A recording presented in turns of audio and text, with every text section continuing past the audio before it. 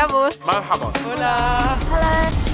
I'm inspired that there's so many people working to accomplish the same goal of creating a connected future. By having students lead clubs on campus directly supported by Google developers, that's the best way to reach out to students. It's really inspirational always to hear about members of the community who echo your values and echo your beliefs. I've been listening more than I've been speaking, and I don't necessarily think that's a bad thing because I'm just getting all these ideas. Google, it needs to reach a wider audience and be more relatable as a company, and I think Google is one of the brands that is very good at doing that.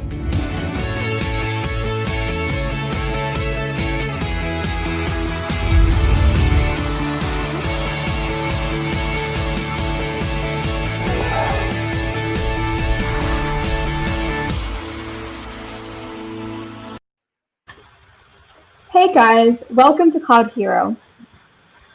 My name is Sheila and I'm the Developer Student Club Lead at Boston University. After the workshop, we'll be answering any questions on how to become involved with our university chapter of the Developer Student Club. Furthermore, I'd like to introduce the Googler that will be leading this workshop today. Please help me welcome Ryan. Hey everyone, my name is Ryan. I am a developer advocate at Google, located in the San Francisco office. And welcome to Cloud Hero. We're really excited to introduce you to Google Cloud and all the amazing things you can do with our solutions and products. Okay, so here's what we're going to be doing today. We are going to learn more about the game itself and why we're playing. Then we'll hear from Ryan about some relevant solutions and what the possibilities are in using them. We'll move on how to play and getting set up for the first lab. After we've created a Quicklabs account and entered a campaign code, then we'll let the games begin. We'll finally close out our workshop with some pro tips that will assist you in completing with other 3 labs and have a quick Q&A session. So cloud computing can be a confusing term, but at its most basic level, it means that we're getting things done using someone else's computers. The definition that you read here, of course, is not cloud computing. Google Cloud Platform allows us to use Google's computing infrastructure to help us run our applications. Google Cloud is a suite of secure storage, innovative ML, powerful compute, and integrated data and analytics products and services. Some of the services that you might have heard of are Kubernetes, the Maps API, TensorFlow, and Firebase. We are going to be using an interactive game called Cloud Hero to help you learn Google Cloud technologies in an interactive and hands-on way, with access to the Google Cloud Platform for free. Cloud Hero is a virtual hands-on training event using the game functionality on Quicklabs to help technical practitioners gain skills through interactive learning in a fun and competitive environment. Cloud Hero brings developers together to compete against one another in gamified labs by using their Google Cloud skills. It's one of the many interactive products from the Higher Education Learning Center from Google Cloud. Overall, it's one of the many steps towards the path of gaining some perks and certifications. Here's an overview of the labs that are included in the Data and ML with BigQuery. Today's workshop will be over BigQuery, Quick Start Command Line. The labs are building blocks, and they will be building on each other. There are several ways to keep learning after this event, and here's the URL that you need to know and visit. Participating in workshops like Cloud Hero, along with other labs within the Learning Center from Google Cloud, can help individuals begin their collection of skill badges. I'm sure everyone now is wondering what skill badges are. Skill badges are gained by completing a series of hands-on labs, including a final assessment challenge lab, to test your skills and earn a Google Cloud skill badge to share with your network. A challenge lab is a scenario-based lab where you have to take the steps to complete the tasks, but there are no instructions. You rely on what you've previously learned. Here's a brief overview of the multiple skill badges you have the potential to earn. This Cloud Hero will be the first step of gaining the Data Machine Learning and AI badge. Completing the remaining 3 labs in game will gain you a Cloud Hero skill badge that starts your path. And now that you have this first badge, you gotta catch them all. So why are collecting skill badges so important? Skill badges will help you practice and get training for preparing and taking the Associate Cloud Engineer certification. How cool is that? Earning credentials like these are a great way to show potential employers what you know and what you can do. And now we get to hear from Ryan. Hey, Sheila. Thanks for kicking us off. So we're going to talk a bit more now about data and machine learning on Google Cloud. So does anyone know where this photo was taken? Feel free to guess in the chat. So I think it may be there might be a little bit of a delay. So this photo was taken of one of Google's many data centers. So this is a data center in Council Bluffs, Iowa. And these data centers house all the compute, storage, and networking capabilities that help to run Google products.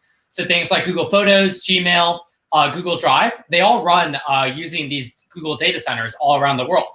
So in recent years, Google has applied this massive computing scale to something called cloud computing, sharing these resources with developers like yourself who want to run and build applications on Google's computing infrastructure. When you use Google Cloud Platform, you're essentially using a small slice of one of these data centers to help you power your applications. Essentially, Google Cloud Platform is a suite of developer products that help you build amazing applications using Google's computing power. They use the same technology that powers Google Search, Inbox, and Google Translate. So here's just a small sample of Google Cloud products. We have dozens and dozens of them. Our products are broken up into categories like compute, big data, machine learning, and storage and databases. But we would be here for several days if I were to talk about all these products. So we're just going to focus on these today in the big data and machine learning sections. So let's talk a little bit about machine learning on Google Cloud.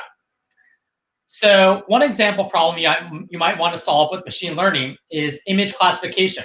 So you might want to distinguish between photos of puppies and photos of muffins. So a really simple way to go about this would be to write a small program to check whether or not there are eyes in the photo. And if there are eyes in the photo, we could classify it as a photo of a puppy. And if there are no eyes in the photo, we can classify it as a photo of a muffin. But sometimes it's not going to be so easy. So now the rule for looking for eyes doesn't work because we have our blueberry muffins, and the blueberries look a lot like eyes. So what this shows us is that using hard-coded rules only goes so far in helping us to classify images. And we're going to need something a bit more complex to solve this problem. Another example problem to take a look at is this sentence. The brown quick fox jumps over the lazy dog. So one thing you might have noticed that's special about this sentence is that it contains every single letter of the English alphabet from A to Z. And another thing about this sentence is that there's actually something wrong about it. So you might have noticed that instead of saying the brown quick fox, it should actually be the quick brown fox. And you might be wondering to yourself, like, why is this the case? And I'm guessing that a lot of you just sort of know subconsciously that it should be the quick brown fox rather than the brown quick fox.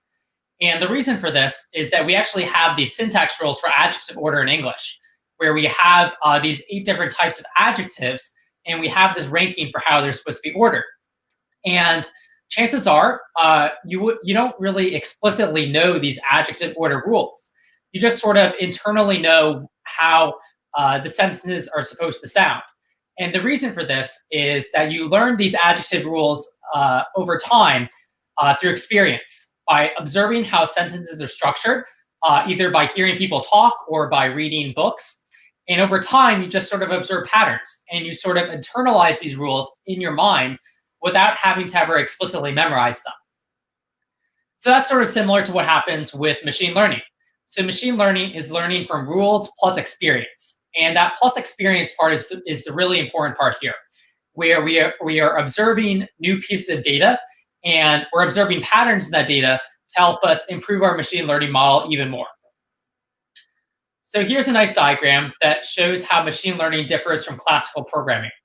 With classical programming, we have our input of our rules and our data, and we apply the rules to that data to get our answers as our output.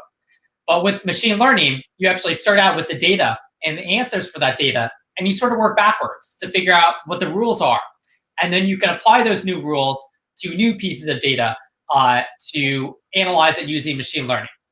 So basically, you use past data to learn patterns that help you evaluate new data. So what is machine learning? One definition from the IEEE organization says that machine learning is the study of computer algorithms that improve automatically through experience. A simpler definition from one of our colleagues, Yu Feng, is that machine learning is using data to answer questions. So with machine learning, we have a three-phase process: data collection, model generation, and prediction.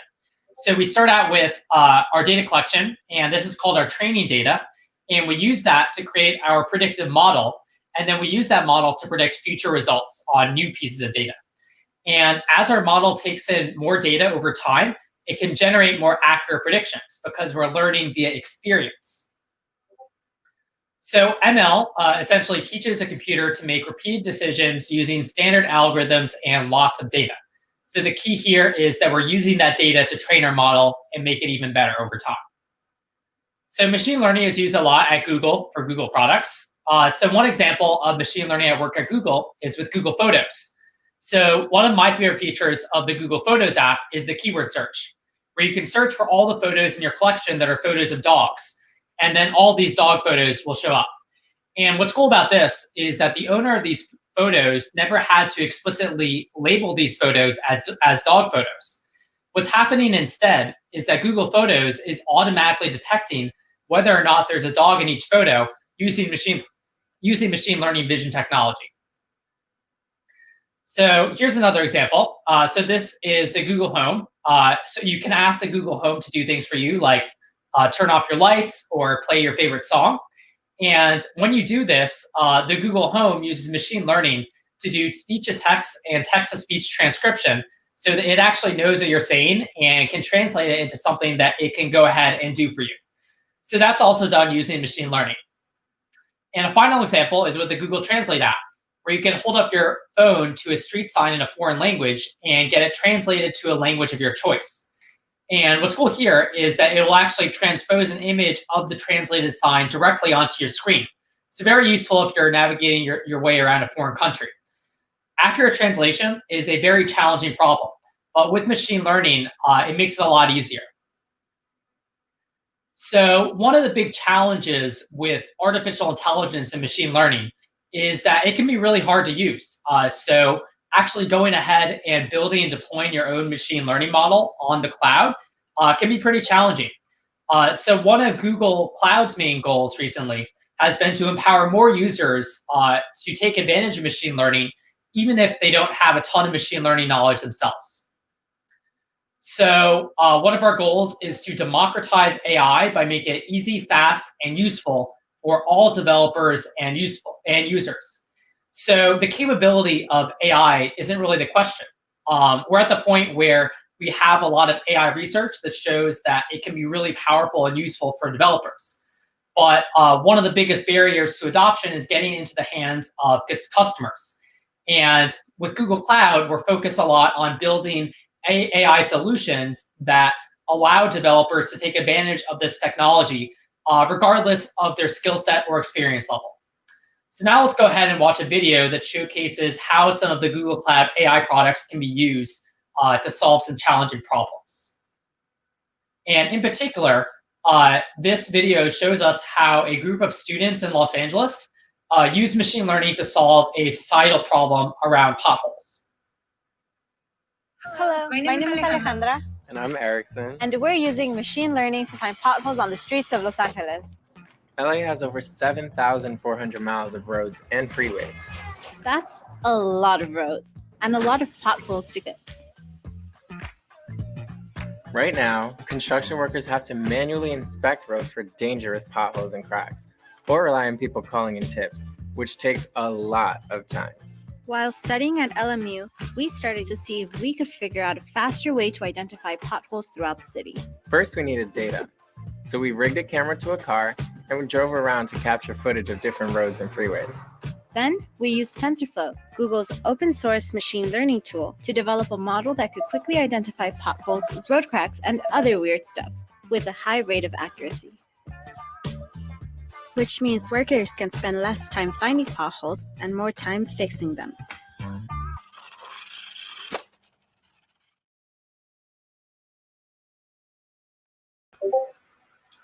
Awesome. So some pretty cool stuff there about using machine learning to solve for social good.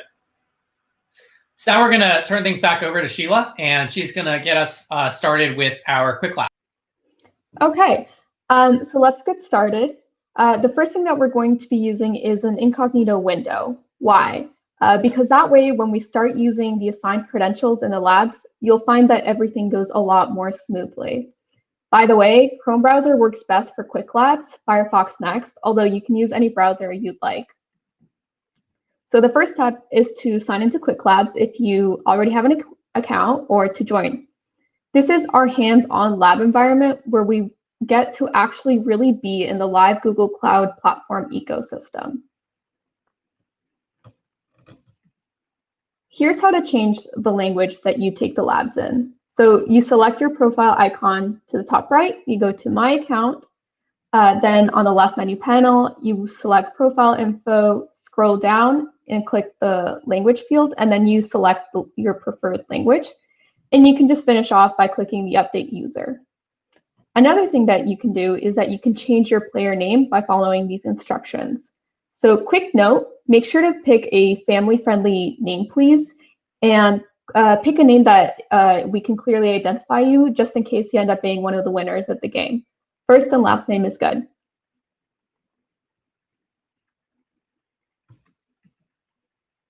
Okay, so now we get to copy the game link into the incognito bar.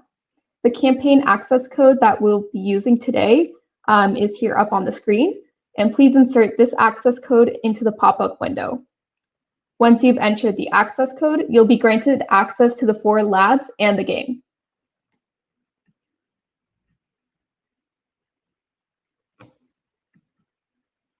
Okay, so now this is what you should see, for example. We see Cloud Hero and then the topic data and ML. So what game are we going to play? This is Data and ML with BigQuery, and it has 4 labs. After this workshop is done, you'll need to complete the remaining 3 labs and the game so that you can gain your Cloud Hero skill badge. We will go through the first one together. Each time you are in a lab, you're going to be using an anonymous set of credentials. So make sure to not confuse your student logins or the project IDs. This is really important. And again, this is the reason that we're using an incognito window. If you do confuse them, you might not be able to complete the exercises in the subsequent labs. So try to keep everything straight for each lab. And another very important thing is that at each start of the lab, you will get new logins. So just make sure to check for those when you click Start Lab. And then when you are finished with the lab, make sure that you click End Lab so that your progress is accounted for correctly. All right, we're about to begin, so I hope everyone is ready. A friendly reminder that the following remaining portion of the workshop will be recorded as a reference for the 3 other labs. Okay, so some last minute pro tips. Make sure that the project ID is the correct one and that it matches the lab that you're currently working on. This is the alphanumeric label that you need to copy into the verification field in the Cloud Hero game console to validate your project. Once you've copied that number, switch back to the Cloud Hero game tab in your browser. Okay, so now we can get started with playing the game. This is how the timing and scoring will work. So here's the thing, we're here to learn, but if you want some friendly competition, then try to be as fast and accurate as you can while doing the labs. And now we can get started with the live demo. Oh, and just a quick mention, you can redo the labs up to 5 times, and the fastest time will be the one that's recorded. Okay, so now I'm just going to sign in because I already have an account. And now we can get rid of that tab and we can copy in the games. So again, this is what you should see, data and ML. And we see over here the scoreboard. We have to join the game. And let me just get the access code because I am missing that.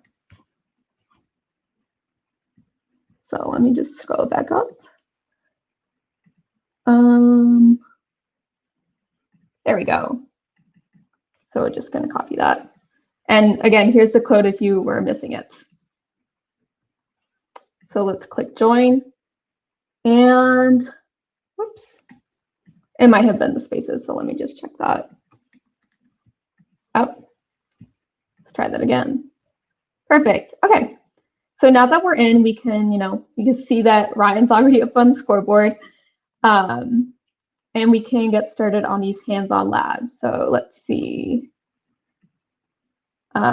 Okay, so the first thing to do is that we want to read the instructions, go over the overview, check out some of this interesting information and how to use or where we can use BigQuery, check the requirements, need an internet browser and the time. Another reminder, make sure again that you're not using your personal Google Cloud account or project for this lab. You might actually incur some charges, so just be careful with that. And then again, that's why we're using the incognito window. Okay, so now let's actually start the lab. And let's make sure that we're not a robot.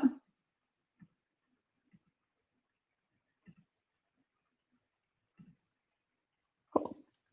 Okay, so now we see these credentials over here, and we can finally open the Google Cloud Console. And this is where we'll be using these credentials. So make sure to use these. And we'll be copying down the password too.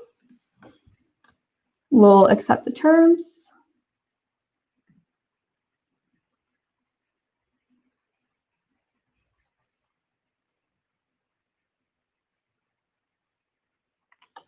And again, accept the terms. And now we have access to the Google Cloud Platform. Okay, so the next step is we'll scroll down a little bit. And now we can actually activate the Cloud Shell and start the really interesting part of the lab. So we'll go to Google Cloud Platform and we'll be opening the Cloud Shell. Click Continue. I'm just going to make this a little bit bigger.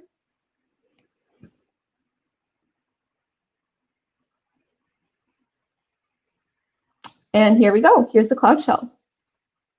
So the first thing that we can do is that we can check the account name by using this gcloud command.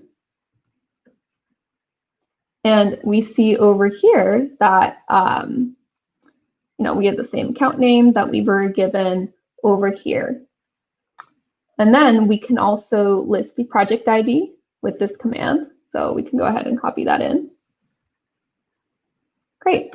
And we see that our project name matches up with this one here and the one that we have over here. Okay, so let's try to examine a table. BigQuery has a bunch of sample tables that we can use to run queries again. So let's use the Shakespeare table. So let's first examine the schema of the table using this command. And we see over here that we have a word count, some other things. And now we can actually try to run a query command. Something that we can do before that, though, is that we can check all the options for the query command using BQ help. So let's try doing that. And over here, we see a lot of documentation, a lot of flags that we can use, as well as the arguments that we can actually use it with. Okay. So let's try running the query. So we'll be using BQ query and then an SQL statement. We have one right here, so we can just go ahead and copy that. And this will be looking for the number of times that the substring raisin appears in his works. So let's go ahead and paste that in. And we see this nice little table, and we see that raisin doesn't occur, but raisins apparently does, which would be interesting to know which of his works raisins is actually in. And then, a quick note, we're using this command to use the standard SQL, the default for the query syntax. And now this is one of a really important part is that we can click here to check our progress. And this is what actually keeps track of, what you've done correctly and what you haven't done correctly. Okay, so now that we've gotten a big check, we can go ahead and move on. Okay. So let's try searching for huzzah, which apparently is not in Shakespeare's work, so we should get no matches. So let's go ahead, copy that, go to our Cloud Shell, and We get nothing. Perfect. So again, we're just going to check our progress, make sure that we're doing everything okay, and we're good. Okay, so the next step would be to create a new table, right? And every table is stored in a data set, so that's what we would have to do first. So using this command, the ls command, we can actually check if we have any existing data sets in this project. And we haven't made any yet, so we shouldn't really expect any. And that's exactly what we get. We don't get any. We can also list all the BigQuery public data sets and see what there is over here. And we see that there is a good number of them, a lot of crypto stuff, some COVID-19 data sets. But let's get back to our task on hand to create a table. So to do so, let's make a data set called baby names, and we'll be using this bq command to do that. Great. Okay, so now that we've made it, we want to check our progress. And yeah, we're good to go. And now we can run that command that we ran earlier when we got nothing and see if we've actually created something. And there we go. We see the data set that we've just created, baby names. Okay, so now that we have the data set, we want some information in it so that we can actually run queries in it. So we'll use this command to actually get a zip file, right? And let's try to list that file to see if we see it. And it's right here, names.zip. So this is the next step, listing it. And now we can go ahead and try to unzip this names zip file. So we can see that it unzipped a good chunk of files. So let's try listing them again. And we see that there is a ton of text files in here. So now that we have all these text files, we can try loading the information from a text file into a table. And we'll be using the BQ load for this. So these are the arguments that we'll be using, dataset ID, table ID, the structure of the data. And this is the command that will help us do that. So I'll go ahead and copy that.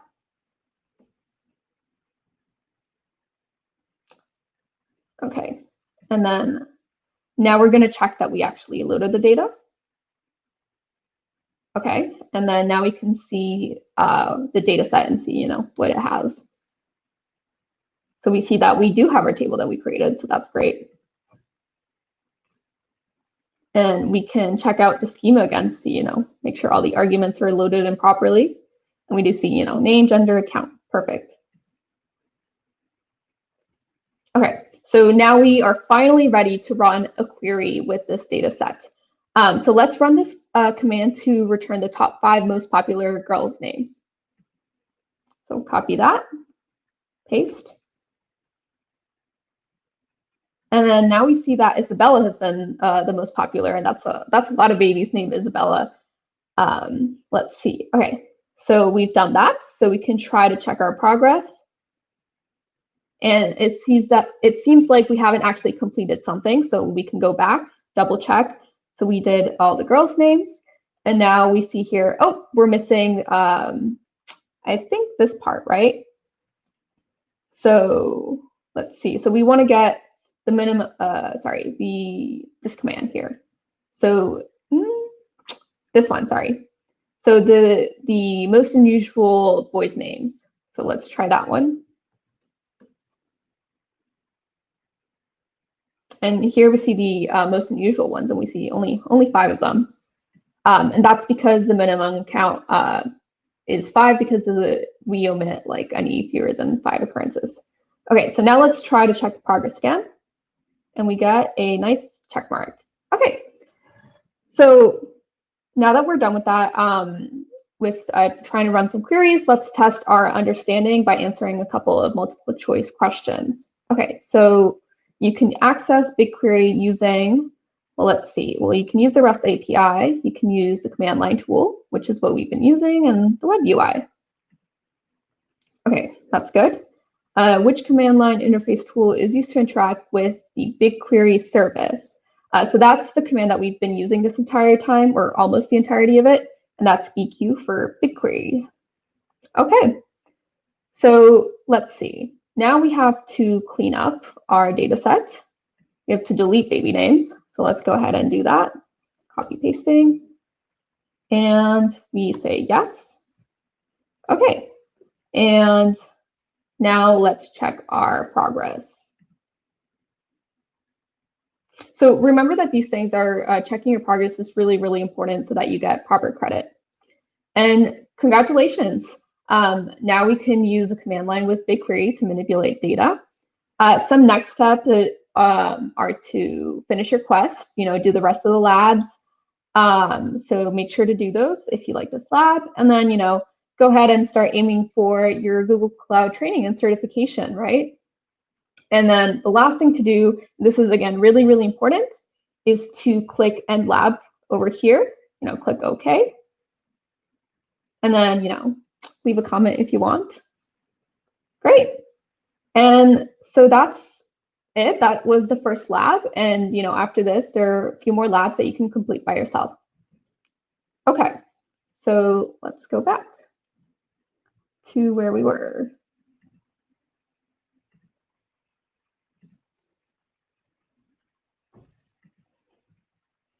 Okay.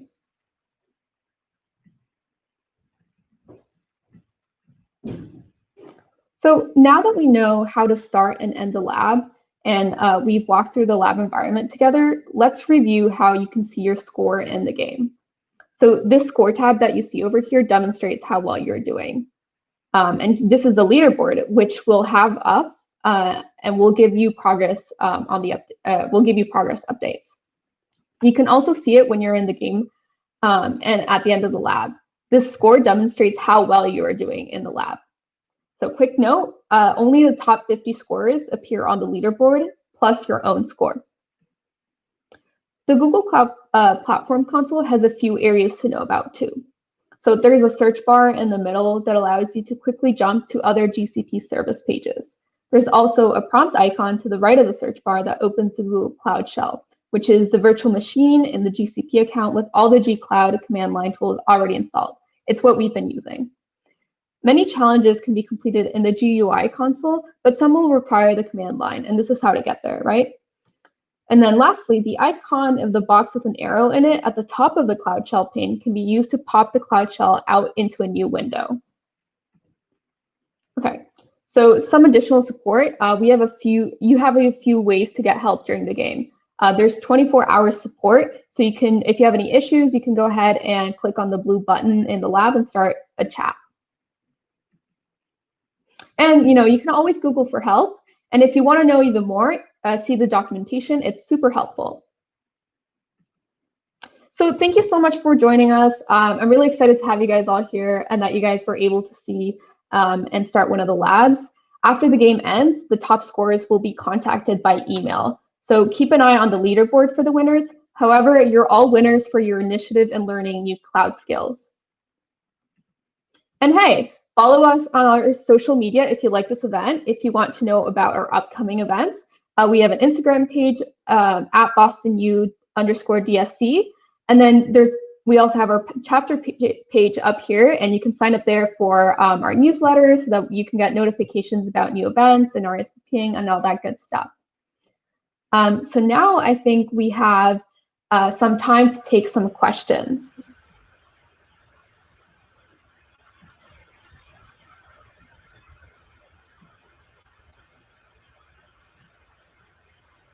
Yeah, so if you have any questions, feel free to add them to the chat on YouTube, and we can address them here.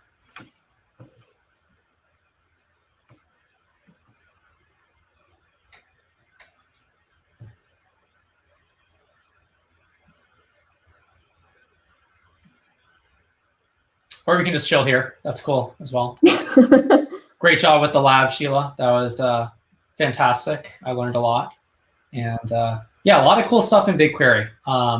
It has a lot of really great stuff, especially check out some of the public data sets. There's a lot of cool things in there, especially the COVID-19 public data sets is a program that we've rolled out the past few months. And there's a lot of really great data there for things like coronavirus case data, demographic data, mobility data, census data, stuff like that. And then also some other data sets, like there's an NCAA basketball data set.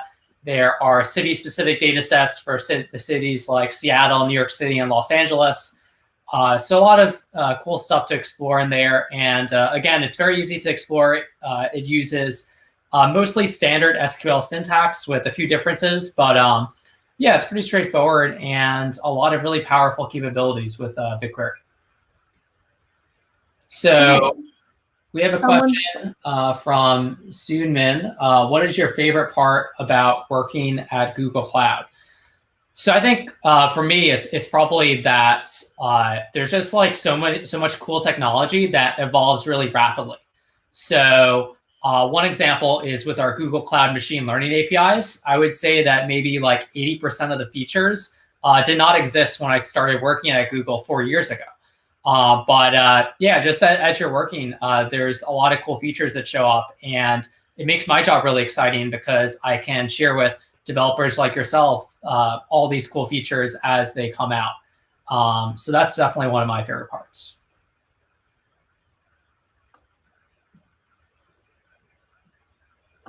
Yeah, so I just wanted to talk a little bit about DSC. So I'm a new DSC lead this year.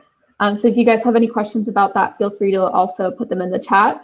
I really like the DSC initiatives about empowering, university students to learn technology and use that to solve local problems. That's one of the things I'm very passionate about.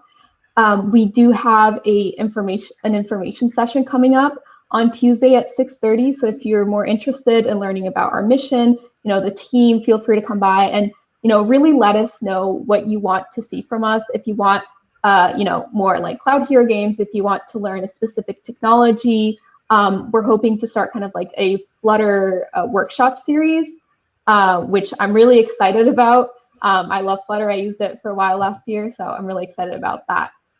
So yeah, feel free to leave any questions. Okay, I think there aren't any questions. So if there are no any left, we can give it a minute or two.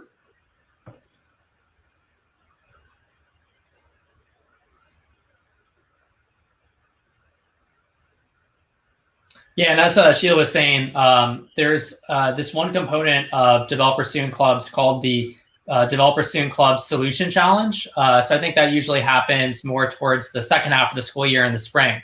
And that's really great for encouraging everyone to start working on some of these projects after you learn a bit more about these different Google developer technologies and applying it to solve for a social good problem in your community.